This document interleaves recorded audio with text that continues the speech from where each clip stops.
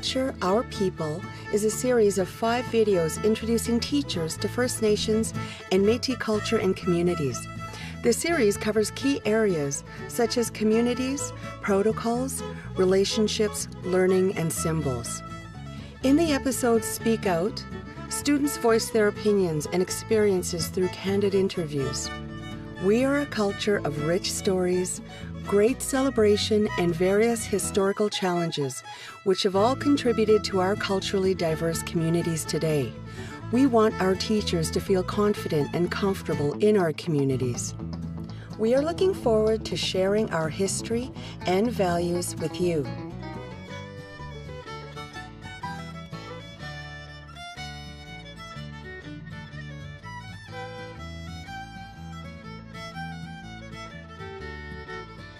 As a teacher, you are a valued member of the community. It is important that you have an understanding of the protocols when you visit. We'll cover a few of them for you here.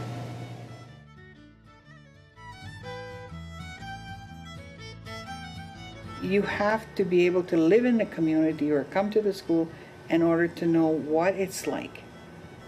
Because it's not the same every day. Whether you're Aboriginal or not, in school your behavior could be good today and not so good tomorrow. And your choices are not always going to be the same either. But here in settlement, you know pretty well, because when there's a meeting or gathering up like this or a school like that, you come to, you don't know a person do good, but you know, you have an idea or things like that.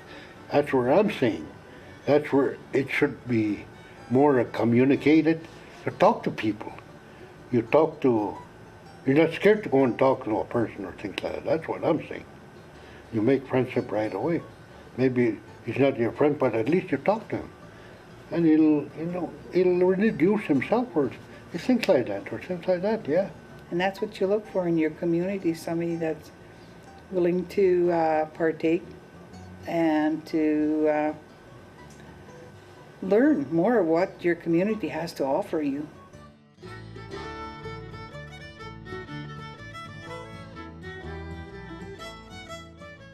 Our families and communities are deeply connected to one another. When a member passes away, our communities gather to share in mourning the loss and celebrate the life of our family members. Students often miss extended periods of school during this time and can sometimes last up to 1 week.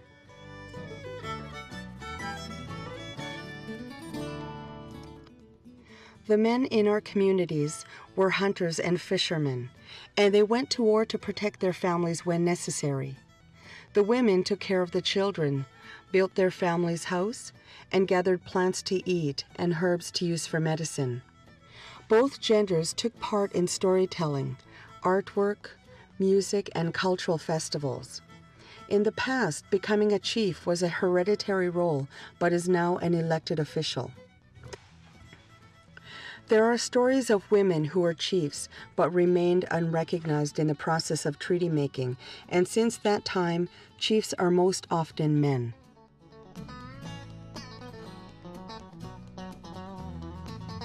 Elders are considered knowledge keepers in First Nations and Métis culture. The word elder can be deceiving, as elders are not always senior citizens, as most would presume. They are the root and knowledge keepers of the community and must always be treated with the highest level of love and respect. We respect our elders because how much they've been through and how much they've seen in their lifetime compared to us. Well, why they want elders is because you're supposed to know more than a younger person. I guess you have more experience in what's happening out there in the world or in your community.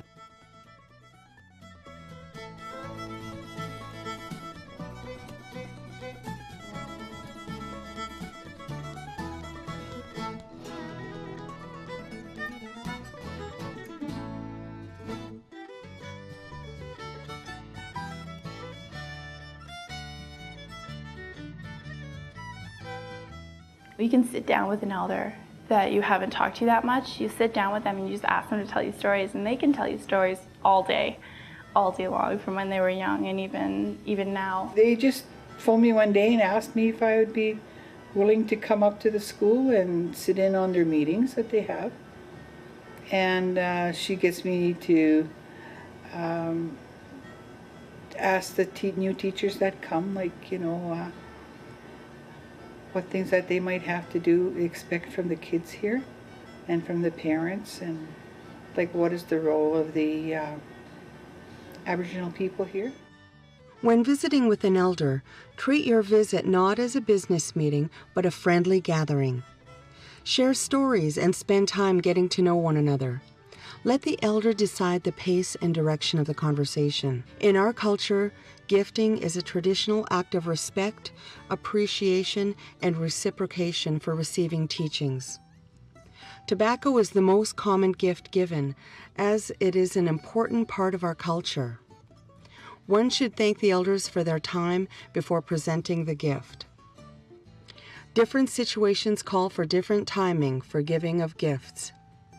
Generally, if you're going to visit an elder, it's most appropriate to gift before asking questions.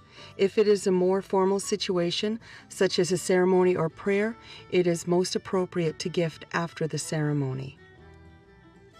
Many communities have a cultural advisor. One should always confirm the proper protocols with the advisor before meeting with an elder. When you come to visit, it's not a thing that's set up, say, like, you have to do this, you have to do that, this is what we have to do, like a meeting, you know what I'm saying? To visit is totally different. You talk about different things. You don't always talk about what you came there for. Like, say this new teacher's coming in to teach. Make her feel welcome. Let's hear about her, her family lifestyle and our family lifestyle. We can compare them. And when you visit with people and you start talking to them and ask them about their family, you know, that's where you learn. Well, it just depends on the family, right? I know that my dad, he hunts and he still gives, like he hunts, say we go duck hunting or something, and he gives ducks to elders that live on the settlement, and they usually just give him tobacco because tobacco is really important in our culture. It's a symbol. Like giving money for something is like kind of disrespectful because like tobacco is more like personal, you know, because you're giving something that belongs to you. Like money is passed through everybody.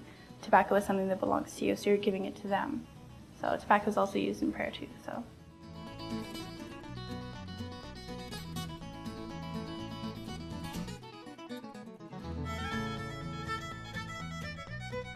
We all sit in a place. It's probably about as wide as this. The pit's probably about like this, and it's full of hot rocks. So we usually just sprinkle water on it, and it'll steam up at us. And as we're doing that, we're praying and singing at the same time.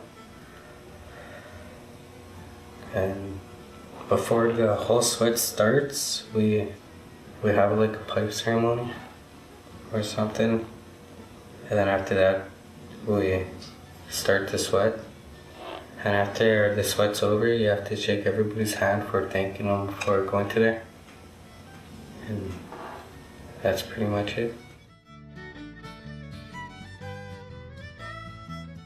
Round dances is where you play like powwow music and you just hold hands and you dance in a circle. A round dance is a gathering of the spirits. It's like hand drumming and they're singing and people dance in a circle.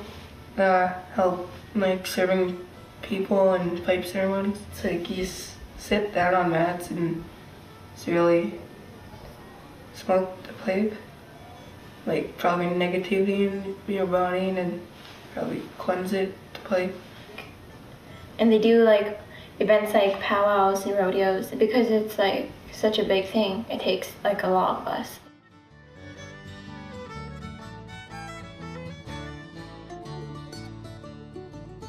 One, share what you have.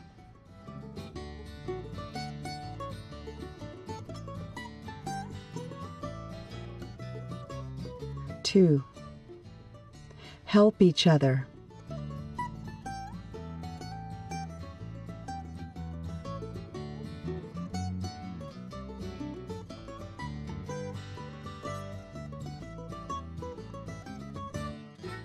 3. Love each other as much as possible.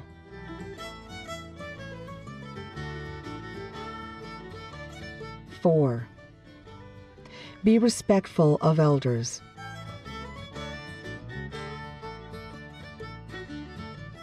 5. Sleep at night and work during the day.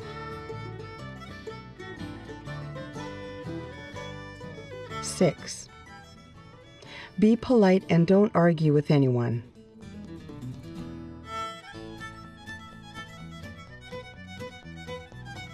7. Young girls and boys should behave respectfully.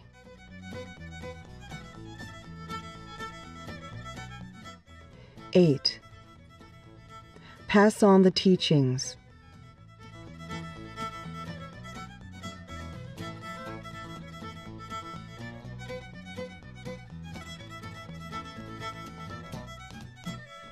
9. Be happy at all times.